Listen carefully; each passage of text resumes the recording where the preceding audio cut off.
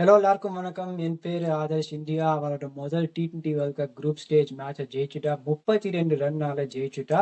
ஆதித்யா வந்து திருப்பி இந்த சேனலுக்கு வந்திருக்கான். நீ இந்த மேட்சை பத்தி என்ன நினைச்ச? ஹாய் வியூஸ், ரொம்ப இன்ட்ரெஸ்டிங்காக இருந்தது மேட்ச். ஃபர்ஸ்ட் முதல்ல பார்த்தா என்னடா இந்தியா வந்து இப்படி வந்து விளையாண்டுருக்காங்க அப்படின்னு நினச்சோம். But towards the end India finally win பண்ணாங்க. அண்ட் எல்லாருக்கும் தெரிஞ்சிருக்கும் இந்தியா தான் வின் பண்ண போறாங்கன்னு தெரியும். பட் என்னதான் சொன்னாலும் it's a good fight by the USA and பார்க்கறதுக்கு நல்லா இருந்தது மேட்ச். நீ என்ன நினைச்ச?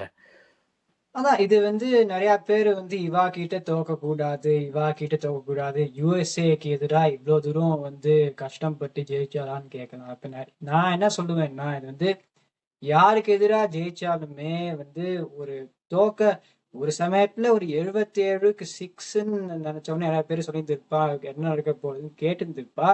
அதுல இருந்து 160 வந்து டிஃபெண்ட் பண்றான்னா ஒரு மார்க் அவர் சாம்பியன் டீம். அது வந்து பாராட்டி தான் ஆனும். இப்ப கண்டிஷன்ஸ்குள்ள போனோம்னா, இப்ப நான் அந்த ப்ரீவியூல சொன்னேன், மும்பை ஒரு T20 கண்டிஷன்ஸை பத்தி பேசியிருந்தேன். இன்டர்நேஷனலுக்கும் ஐபிஎலுக்கும் அது வந்து ஸ்டாட்ஸ் கொடுத்துருந்தேன். கிட்டத்தட்ட ஒரே மாதிரி தான் இருந்தது. அதுல ஒரு கீ இது பேட்டிங் ஃபர்ஸ்ட் 4 தடவை ஜெயிச்சிருந்திருக்கு, பேட்டிங் செகண்ட் 5 தடவை ஃபார் இன்டர்நேஷனல்ஸ். ஐபிஎல் 2025ல வந்து பேட்டிங் ஃபர்ஸ்ட் 3 தடவை, பேட்டிங் செகண்ட் 4 தடவை. என்ன சொல்லியிருந்தேன்னா, அந்த முதல் பேட்டிங் பண்றச்சே margin of victory is greater. ஒரு மினிமம் 30 ரன் விக்டரி இருந்திருக்கு, 50 ரன் விக்டரி இருந்திருக்கு. ஒரு க்ளோசஸ்ட் மார்ஜின் தான் இந்த ஐபிஎல்ல வந்து ஆர்சிபி வந்து 12 ரன்னால ஜெயிச்சா. இந்த கேஸை திருப்பியும் பாக்குறோம்னா, பேட்டிங் ஃபர்ஸ்ட் பண்ணி 32 ரன்னால ஜெயிச்சா. அந்த கேஸ்ல வந்து பார்த்தோம், மும்பைல வந்து கண்டிஷன் சீம் பண்ணும் நம்ம முன்னாடியே நான் சொன்னேன். ஆனா திரும்பிச்சு இன்னைக்கு ஆஃப் ஸ்பின்னர்ஸ் ஃபேர் பெட்டர் தென் ரிஸ்பியர்ஸ் சொன்னேன். இன்னைக்கு முகமது மோசினுமே 3 ஓவர் போட்டு 7 ரன் தான் கொடுத்தாருன்னு நினைக்கிறேன். ஸோ அந்த கேஸ்ல வந்து இந்த மாதிரி பிச்சு ஃபாஸ்ட் பால்ஸுக்கும் அசிஸ்டன்ஸ், ஸ்பின்னர்ஸுக்கும் அசிஸ்டன்ஸ்னா இந்த பேட்டிங் ஃபர்ஸ்ட் தான் கரெக்டான முடிவு. யூஎஸ்ஏ வந்து ஃபர்ஸ்ட் பவுலிங்னு போட்டா அவன் வந்து ரொம்ப ரன்னா விளையாடினா. ஆனா இந்தியா 160 வந்த உடனே இந்தியா தான் ஜெயிக்கும்னு நான் நினைச்சேன். இந்தியா ஜெயிச்சுட்டா. இப்ப பிளேயிங் லெவன்ஸ்க்குள்ள போலாம். இப்ப பிளேயிங் லெவன் பார்த்தோம்னா, பேட்டிங் டெப்த் அவன் இன்க்ரீஸ் பண்றோம்னு சொல்லுவா.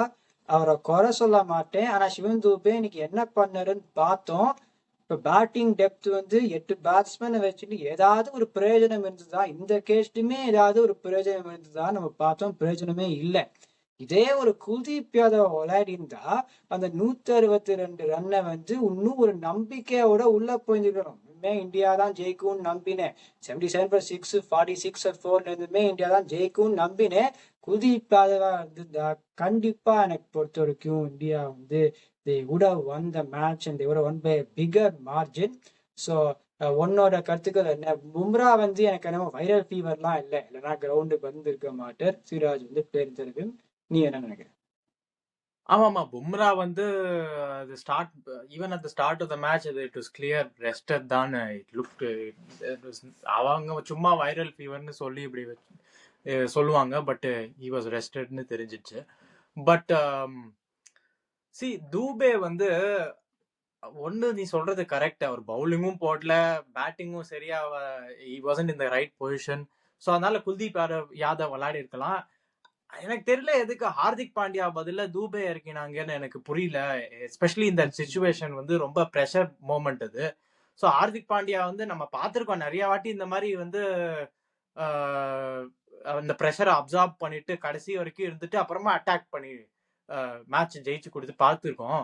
ஸோ இதே மாதிரி ஹார்திக் பாண்டியா வந்திருக்கணும். எதுக்கு சிவம் தூபே ஃபர்ஸ்ட் இந்த மாதிரி I think number 4 or 5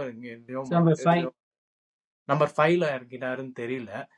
so yeah I think நீ சொல்ற மாதிரி அதான் எனக்கு. பட் அசைட் ஃப்ரம் தட் எனக்கு ஒன்றும் ப்ராப்ளம்ஸ் இல்லை இந்த 11ல. Because I would say Siraj is a appropriate replacement for பும்ரான்னு எனக்கு சொல்லுவேன்.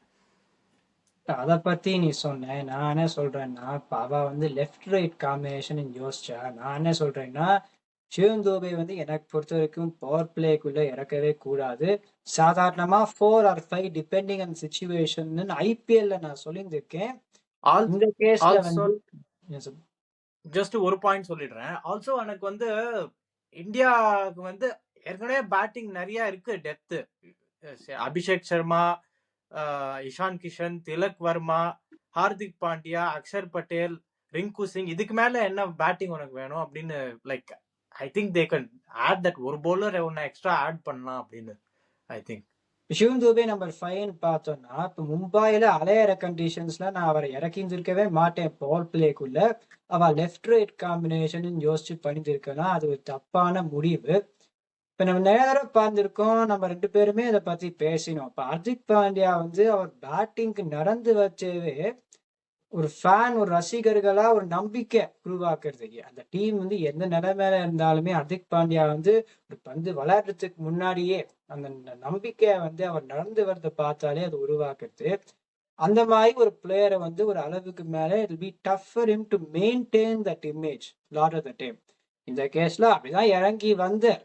ஆனா 72 ஃபார் 5 6 ஓவர் தான் பாக்கி இருக்குன்னா அந்த மேட்ச் சிச்சுவேஷனுக்கு ஒரு அளவுக்கு மேல அவர் விளையாடி தான் ஆனும்.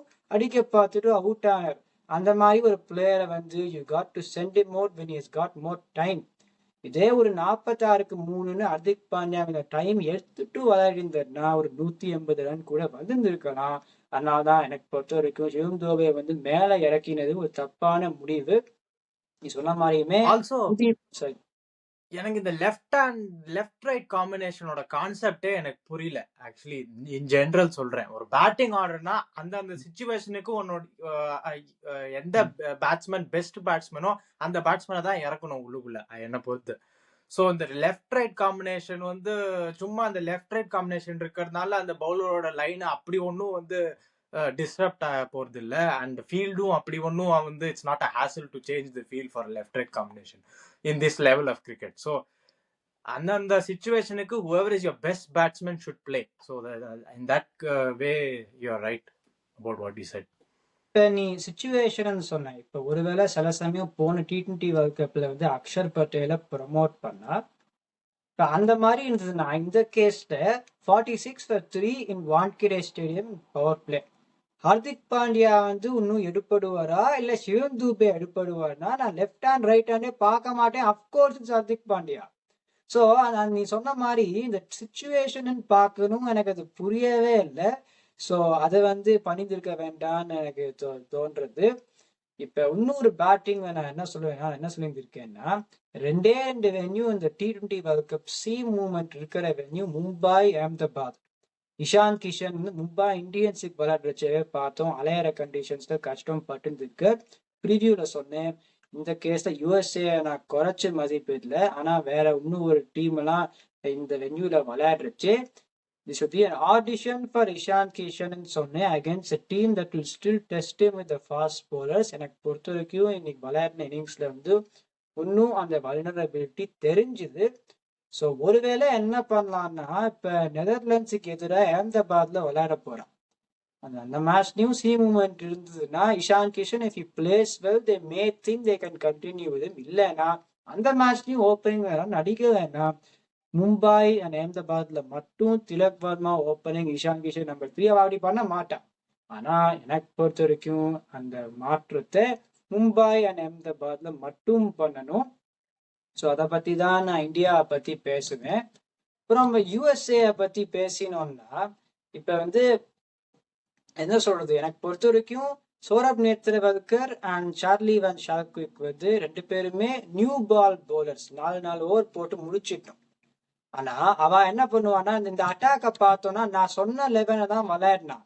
இப்போ வந்து நான் சொன்னேன் finger spinners bowling better then wrist spinners at the venue. ஒரு ஸ்டாட்ஸ்ன்னு பார்த்தா ஃபிங்கர் ஸ்பின்னர்ஸ் தான் அவன் நன்னா பண்ணியிருக்கான்னு நான் சொன்னேன். ஆனா முகமது மொஹசின் விளையாடினா அவர் நன்னா போட்டர். ஆனா ஒரு கேம்பிள் என்னன்னா ஷார்லி வேன் ஷால்க்விக், சௌரப் நேத்ரவல்கர் ஒரு பவர் பிளே பவுலர்ஸ். அலிகான் ஒருத்தர் தான் 2 ஃபேஸ்டுமே போட முடியும். அலிகான் கடைசி 2 ஓவர் போட முடியாதுன்னு வந்த உடனே அவர் 2 பேரையுமே கடைசி ஓவர்ல போட்டுதான் அடி வாங்கினான்னு என்ன நினைக்கிறேன். ஆமாமா, கரெக்ட். ஆக்சுவலா இது வந்து சௌரவ் நேத்ரவால்கர் அண்ட் அலிகான் ஃபர்ஸ்ட் முதல்ல ஓப்பனிங் பவுலிங் போட்டுருச்சு, நல்லா தான் போட்டுட்டு இருந்தாங்க. அண்ட் நீ I think from what I remember அவங்க வந்து 2 ஓவர் போட்டு then I think 3 bowlers were used in the power play. So Saurabh Netravalkar 2 over போட்டாரு. அப்புறமா அலிகான் சூப்பரா 2 ஓவர் போட்டு எடுத்துட்டாங்க. எனக்கு அது ரொம்ப கன்ஃபியூசிங்கா இருந்தது. அண்ட் அந்த அவர் பேர் என்ன, சாரி, வேன் ஷால்குவிக் அவர் அவர் வந்து அவரும் 2 ஓவர் போட்டார் பவர் பிளேல. ஸோ இன் தி எண்ட் நீ சொல்றது கரெக்ட். சௌரவ் நேத்ரவால்கரை தான் போட்டு அடிச்சிட்டாரு இது சூரியகுமார் யாதவ். ஸோ பட் அந்த injury of Ali Khan was very unfortunate for USA. So அதான் வந்து அவர் தான் கீ பவுலரா இருந்தாரு இன்னைக்கு யூஎஸ்ஏக்கு. he was the only guy towards the end ஏதாவது ஒரு இம்பாக்ட் கிரியேட் பண்ணியிருப்பாரு. அவர் வந்து இன்ஜரி போயிட்டு இருந்தனால ரொம்ப டஃபா இருந்தது. I think that's where Suryakumar Yadav ஒரு சூப்பர்பான நாக் விளையாடி கடைசியில வந்து கேபிட்டலைஸ் பண்ணிட்டாரு. நான் அலிகானோட இன்ஜுரியை பத்தி நான் இன்னும் கொஞ்சம் நேரத்துல பேச போறேன். இதை பேசி முடிச்சுட்டு நான் பேச போனேன். இப்ப சௌரவ் நேத்ரவால்கர் எப்படின்னா 2 ஓவர் போட்ட உடனே 23ன்னு பார்த்தா, ஆனா அவர் சுமாரா போடல, நல்லாதான் போட்டார். ஒரு சில பவுண்டரி எல்லாம் அடிக்க பார்த்துட்டு ஒரு ஃபீல்டருக்கு மேல போச்சு.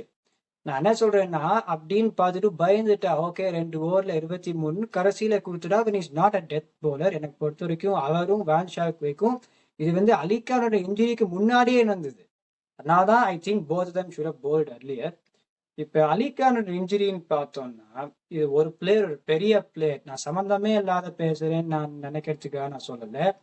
வந்து அவர் பேட்டிங் பண்றச்சேவோ இல்ல அவர் ஃபீல்டிங் பண்றச்சேவோ எப்படி இன்ஜுரி வராத இருக்கிறதுன்னு பாத்துக்கிறதுன்னு பார்த்தா விராட் கோலி மாதிரி யாருமே பண்றது கிடையாது. இப்ப நான் அவரோட ஜிம் ரூட்டீனை பத்தி பேசல, அவர் அடிக்கிற ரன்னை பத்தி பேசல. பேட்டிங்ல நிறைய பேர் பார்த்துருக்கோம். ஒரு சில பேர் அடிபட்டுட்டு இந்த மேஜிக் ஸ்ப்ரே எல்லாம் கூப்பிட்டுவா, அந்த ஐஸ் பேக் மேஜிக் ஸ்ப்ரே எல்லாம் போடுறதுக்கு. விராட் கோலி வந்து எந்த மேட்ச்லயாவது அவர் பண்ணிருக்காரா அப்படின்னா பார்த்ததே கிடையாது. அப்புறமா ஃபீல்டிங், இப்போ ஒரு பவுண்டரியில டைவ் அடிக்கிறது அடிச்சுட்டு அப்புறம் இன்ஜுரி நான் பார்த்ததே கிடையாது. அவர் வந்து ஒரு மிருகத்தனமா ஃபீல்டிங் பண்ணுவார். அப்பயுமே அவருக்கு தெரியும் எப்படி விழுறது, பேட்டிங்ல வந்து எவ்வளவு கஷ்டமான கண்டிஷன்ஸா இருந்தாலும் எப்படி அடி வாங்காத இருக்கிறதுன்னு அவருக்கு தெரியும். நிறைய பேர் என்ன கத்துக்கணும்னா, அவரோட ஜிம் ருட்டீன் பத்தி நான் பேசல, அடிக்கிற ரன்னை பத்தி நான் பேசல, எப்படி இன்ஜுரி வராத இருக்கலாம்னு விராட் கோலிட்ட இருந்து கத்துக்கணும்னு எனக்கு நான் சொல்றேன். நீ என்ன நினைக்கிறேன்? இந்த யூஎஸ்ஏ பொறுத்த வரைக்கும் ஐ வுட் சே வந்து இன்எக்ஸ்பீரியன்ஸ்னாலதான். இப்போ வந்து இவங்கள if you look at it from the point of view as a USA player, இவ்வளவு கஷ்டப்பட்டு நீ வந்து இந்தியாவுக்கு நேரம் ஒரு வேர்ல்ட் கப் விளையாடுற, okay, and that too home கண்டிஷன்ஸ்ல நீ வந்து you are on top of the game, 4 wickets or something இந்த பவர் பிளே. ஸோ அதனால அந்த எக்ஸைட்மெண்ட்ல அலிகான் மாதிரி ஒரு பிளேயர் என்ன பண்ணிடுறாருன்னா வந்து ரொம்ப ஓவரா லைக் அன்னெசரியா டைவ் கொடுத்து லைக் இது பண்ணி அந்த அட்ரினல்னால இந்த ரஷ்னால he got injured. But Virat Kohli மாதிரியான பிளேயர் வந்து எப்பயுமே டைவிங் வந்து நீ எப்ப தேவையோ அப்ப பண்ணணும், ஓகே. இப்ப விராட் கோலிக்கெல்லாம் அவ்வளவு ஃபிட்னஸ் பண்ணதுனால அவருக்கு டைவிங்கே தேவையில்லை. அவர் sometimes you see him here and there dive, but ball வந்து பவுண்டரி போறதுக்குள்ளேயும் அவரோட ஃபிட்னஸ்னால இங்கேருந்து அங்க ஓடி கவர் பண்ணிடுறாரு அந்த டிஸ்டன்ஸை. So he has that level of fitness and speed to be able to cover the distance to the ball. So which is why he doesn't need to dive on most occasions. See, most players அந்த மாதிரி பார்த்தீங்கன்னா அவங்களுக்குலாம் அந்த fitness கிடையாது. Fitness கிடையாது, they don't get to the ball. பால்க்கு வந்து இவ்வளோ ஓடியும் இன்னும் வரல, பால் கிட்ட வரலன்னு they dive in desperation and they get injured. But Virat Kohli அந்த மாதிரி ஆவே மாட்டார். Even when he's fielding in the outfield வந்து பார்த்தீங்கன்னா அவர் ஓடி வந்து first he gets to the ball and he picks up the ball, he throws. So அதனால தான் விராட் கோலி மாதிரி ஆள் வந்து டைவிங். பட் இந்த வந்து டைவிங் இன்ஜுரிஸ்னா what we saw today was I think just pressure and adrenaline. நீ சொன்ன மாதிரி இப்ப வந்து என்ன கத்துக்கணும்னு நிறைய பேரை பத்தி நான் சொல்றேன். இப்ப இவா மட்டும் இப்ப நிறைய பேரு இப்படி பண்றா. இப்ப வந்து விராட் கோலியுமே ஒரு மிருகத்தனமா ஃபீல்டிங் பண்றார். நீ சொன்ன மாதிரி வென் டு டைவ்னு பாக்குறார், can I get to the ball without டைவிங்னு பாக்குறார். அந்த மாதிரி இதுல பண்ணியிருந்தா maybe will see less of these kind of injuries happening. இப்ப இந்தியாவோட பேட்டிங் இன்னிங்ஸ்ன்னு வந்தோம்னா எனக்கு பொறுத்த வரைக்கும் ஒரு சில கேள்விக்கு பதில் கிடைச்சிருக்கு. நான் ஒரு ப்ரீ வீடியோலயுமே சொன்னேன். இப்ப சிராஜ் வந்து ஒருத்தர் பவுண்டரி அடிச்சா எப்படி வந்து திரும்பி வருவாருன்னு நான் கேட்டேன். ஆண்ட்ரீஸ் ஹவுஸ் ஒரு 6 அடிச்சார். அதுக்கப்புறமா நல்லா ரெஸ்பாண்ட் பண்ணி 3 விக்கெட் எடுத்திருந்திருக்கார். அப்புறமா இப்ப வந்து சிவம் தூபே ஆஃப் த ஃபீல்டான்னு எனக்கு தெரியல. ஏன்னா சஞ்சு சாம்சன் சப் ஃபீல்டரா வந்து ஹர்திக் பாண்டியா 4 ஓவர் போட்டார். ஒருவேளை சிவம் தூபே யாரோ பவுலிங் போட முடிஞ்சிருந்ததுன்னா Hardik Pandya may not have had to bowl 4 overs. அதை பத்தி எனக்கு தெரியல. திருப்பியுமே சொல்றேன், இந்த 162 வந்து குல்தீப் யாதவ் டீம்ல இருந்திருந்தா கம்ஃபர்டபுளா ஒண்ணுமே ஒரு 50 ரன்னாலேயே ஜெயிச்சிருந்திருக்கலாம். இது வந்து எனக்கு பொறுத்த வரைக்கும் தி ட்ரைட் ஃபார் பேட்டிங். என்ன நினைக்கலாம்னா, ஓகே 77 ஃபார் 6 இன்னும் பேட்டிங் டெப்த் இதனால தான் வச்சுக்கணும்னு நினைக்கலாம். அது ஒரு தப்பான முடிவே எனக்கு பொறுத்த வரைக்கும். குல்தீப் யாதவ் விளையாடினா India's bowling will also be fortified. India's batting is already fortified. So அதை பத்தி தான் நான் சொல்றேன். அப்புறமா இப்ப யூஎஸ்ஏ ஒரு டிஸ்மிசல்ஸ்ன்னு பார்த்தோம்னா, இப்ப இந்தியாவுக்கு நிறைய பேர் வந்து ஹிட்டிங் டு த ஃபீல்டர்ஸ் அது வந்து தேவையே இல்லாத. இப்ப திலக் வர்மா டிஸ்மிசல்லாம் பார்த்தோம்னா, நான் சொன்னேன் மும்பைல 45க்கு 1 6 ஓவர்ல 46க்கு 2 அவர் வந்து அந்த ஷாட் விளையாடுறாரு. எனக்கு புரியவே இல்லை. அபிஷேக் சர்மாக்கு வந்து பிளானிங் அதை வந்து கரெக்டா அந்த ஃபீல்டு போட்டு ஒரு ஈகோல பிளே பண்ணா டிசர்வட் ஈகோ ஃபீலிங் அவ்வளோ விளையாடிட்டு இருக்கார். He will learn from this. So அந்த மாதிரி கேஸ்ல யூஎஸ்ஏ வந்து ஃபீல்ட் செட்டிங்கை வச்சு விக்கெட் எடுத்தா இந்தியாவுமே கேட்ச் கொடுத்தா. இங்க பார்த்தோம்னா 162 தான் சேசிங். ஆண்ட்ரீஸ் ஹவுஸ் ஒரு 6 அடிச்சுட்டார். அப்புறமா திருப்பி ஒரு அட்டாக்கிங் ஷாட்டுக்கு போறதுக்கான ஒரு தேவையே இல்லை. அது வந்து பவர் பிளேல மட்டும் பார்த்து விளையாடிருந்தா யூஎஸ்ஏ ஒரு வேற மச் பெட்டர் சான்ஸ். பவர் பிளேலே ஒரு சமயத்துல 13 for 3. ஸோ நீ என்ன நினைக்கிறேன் அதை பத்தி? இதுக்குதான் வந்து விராட் கோலி மாதிரி ஒரு ஆங்கர் இருக்கணும் டீம்ல அப்படின்னு சொல்றது. ஆக்சுவலா வந்து someone like Tilak Varma is perfectly capable இந்த மாதிரி ஆங்கர் இன்னிங்ஸ் விளையாடுறதுக்கு. பட் யூஎஸ்ஏ பொறுத்த வரைக்கும் 160 டார்கெட் வந்து ரொம்ப ஒன்றும் பெரிய டார்கெட்னு கிடையாது அது 160. ஸோ அதனால மோர் ஆஃபன் த நாட் உனக்கு 6 overs பார்த்தீங்கன்னா 45 ஃபார் நோ லாஸ் இல்லை 50 ஃபார் 1 இருந்தா 160 well within the limits you can your favourites to chase இட்னு எல்லாரும் சொல்லிடுவாங்க இல்லையா. ஸோ அதனால அதை வந்து கொஞ்சம் கேர்ஃபுல்லா விளையாடி கொஞ்சம் கால்குலேட்டடா ஷார்ட்ஸ் விளையாடணும். சும்மா பவர் பிளேன்னு வந்து like you don't need to like hit it over the fielder. ஃபீல்டருக்கு மேல தூக்கி தான் அடிக்கணும்னு ஒரு இது இல்லை, கிரிக்கெட்டர்ல ஒரு ரூல் இல்லை. ஸோ அதனால கொஞ்சம் கால்குலேட்டடா கேர்ஃபுல்லா விளையாடலாம். இங்கேருந்து சிங்கிள்ஸ் அண்ட் டூஸ் இங்கேருந்து ஒரு கேப் கிடைச்சாலே பவுண்டரி. ஸோ அதனால someone like an Virat Kohli, an anchor is very important, and for the other side to start hitting. But again இது வந்து inexperience தான் USA from the side of USA ன்னு சொல்றேன். நான் ப்ரீவியூல சொன்னேன் யூஎஸ்ஏல டெக்னிக்கலி சவுண்டா நிறைய பிளேயர்ஸ் இருக்காங்க. ஆண்ட்ரீஸ் ஹவுஸே அந்த 6 அடிச்சார். ஹாஃப் பாலி போட்டோன்னே 6 அடிச்சார். இல்லைன்னா டிஃபென்ஸ் தான் விளையாடினார். அந்த கேஸ்ல நிறைய பேர் என்ன நினைக்கிறாங்க, ஆனா இவாளையும் நான் குறை சொல்ல மாட்டேன். ஏன்னா ஒரு பெரிய ஒன்றும் எஸ்டாப்ளிஷ்டு டீம்ஸே இப்படி யோசிக்கிறா. எங்க விளையாடினாலுமே பவர் பிளேல 60 வரணும்னு நினைக்கிறா. அதனால கண்டிஷன்ஸே இப்ப இந்த கேஸ்ல 162 நீ சொன்ன மாதிரி பவர் பிளேயர் 45 ஃபார் 1 வந்தா you one the power play. அதுக்கு பதிலாக ஆண்ட்ரீஸ் ஹவுஸ் 6 அடிச்சுட்டு அவுட் ஆயார். அப்புறமா அந்த 3வது விக்கெட் வந்து இப்ப ஆண்ட்ரீஸ் ஹவுஸ் என்ன ஆப்ஷன் எடுத்து 6 அடிச்சார். பவர் பிளேல ஃபீல்டர்ஸ் இன்சைட் த சர்க்கிள் நேரா அடிச்சார். இப்ப 3வது விக்கெட்னு பார்த்தோம்னா அதை அடிக்கவும் பார்க்கல, அப்படியே ஒரு ஃபிளிக் அடிக்க பார்த்துட்டு ஃபீல்டருக்கு நடுவுல போனா உண்டு, இல்லைன்னா மேல போனா உண்டுன்னு அந்த மாதிரி ஒரு ஷாட், ஒரு release shot where there was not much of commitment மாதிரி இருந்தது. அதனாலதான் அந்த 3வது விக்கெட் போச்சு. ஸோ வந்து யூஎஸ்ஏ வந்து பவர் பிளேல இன்னும் பெட்டரா அப்ளை பண்ணியிருந்தா better chance to chase this down. Sanjay கிருஷ்ணமூர்த்தியை பத்தி நான் பேசியிருந்தேன். எம்எல்சியில் நம்ம பார்த்துருக்கேன், ரொம்ப நல்லா விளையாடுவார். இப்போ வந்து அவர் வந்து 37 ரன் அடிச்சார். இப்ப சுபம் ரஞ்சனே 37 ஆஃப் 22ன்னு காட்டுறது. ஆனா அந்த கேஸ்ல சுபம் ரஞ்சனே வந்து ஓட முடியல.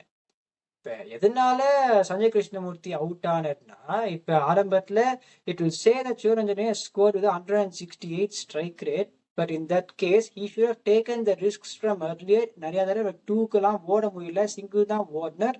அதனாலதான் Sanjay Krishnamurthy was dismissed at that point in time. Milind Kumar dismission பார்த்தோம்னா அது வந்து நிறைய பேர் சொல்லுவா. ஆனா எனக்கு பொறுத்த வரைக்கும் அது வந்து பிரெயின் ஃபேர்ங்கிறது யாருக்கு வேணாலும் நடக்கலாம்.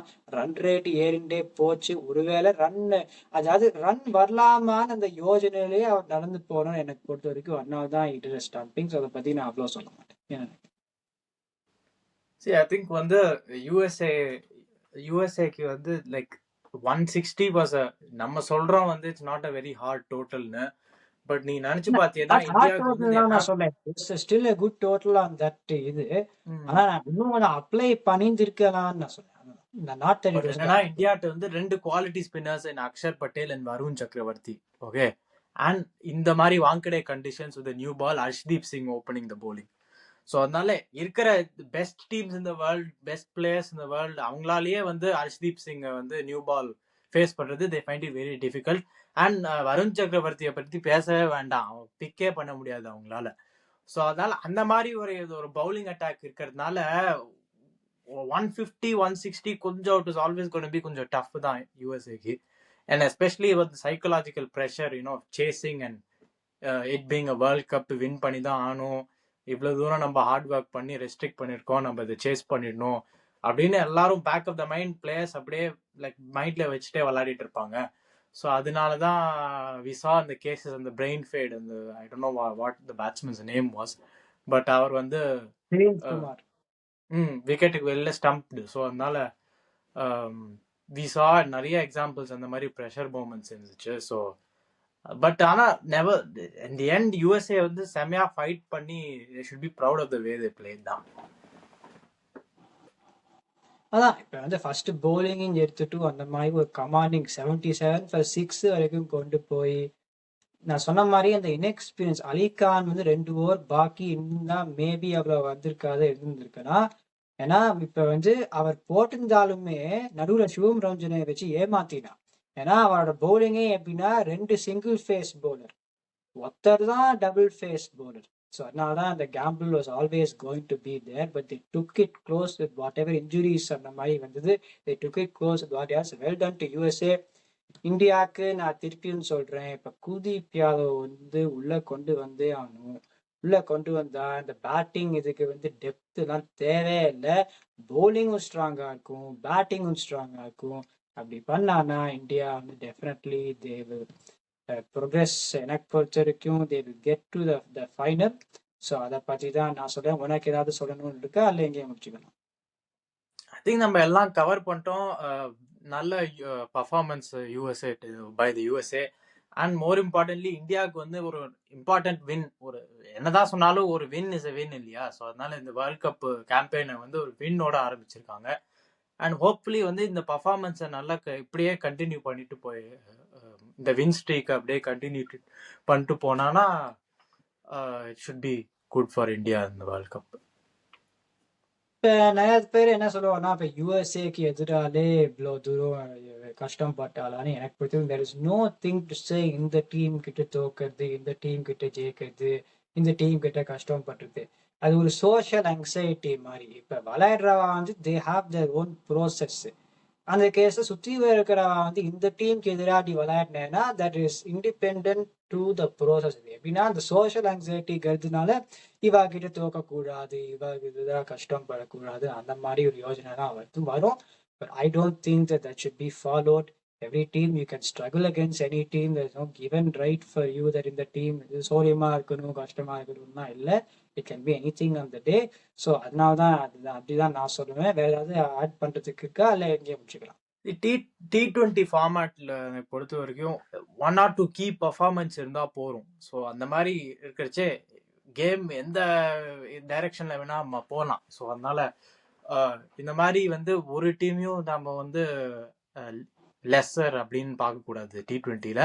அண்ட் ஆல்சோ அந்த மாதிரி வேர்ல்ட் கப்புக்கு குவாலிஃபை பண்ணி வரணும்னா உனக்கு அந்த டேலண்ட்டு நல்ல ஒரு அபிலிட்டி இருந்தால் தான் அந்த மாதிரி குவாலிஃபை பண்ணி வேர்ல்ட் கப் வர முடியும்.